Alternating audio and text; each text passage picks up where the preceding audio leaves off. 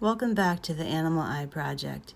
If you followed along with my last video on the grid technique, you ended up with a sketch that looks something like this. You have your guidelines added into your paper, and from there it's time to start adding your shading to create the texture around your animal eye. I looked carefully at the texture of the elephant skin in the reference drawing that I wanted to make, and the texture of the elephant skin to me most matched the scumbling technique of shading, which is kind of scribbling in loose lines, making the lines closer together for darker values and further apart for lighter values. So I started adding in texture, building up the values along those guidelines that I had drawn during my grid drawing.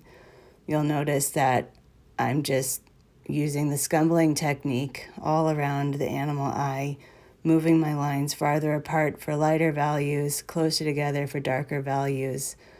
I notice that the wrinkles of the elephant skin are darkest right along those creases. So I built up the values there first, making it darker along those creases or guidelines I had drawn, and just spreading my lines further apart to create the lighter values.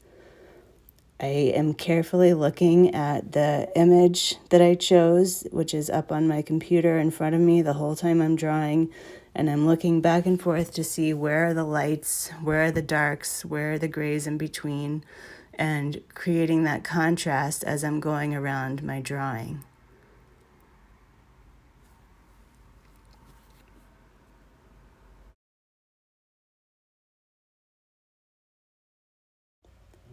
As I was looking at my reference photo, I noticed that the photo was taken so it was a little less in focus around the edges and a little more in focus closer to the eye. And one of the details that made it look more in focus was this speckling or spots on the skin. So although most of my shading was done with scumbling technique, I did use some stippling to recreate some of those dots in certain areas of the skin.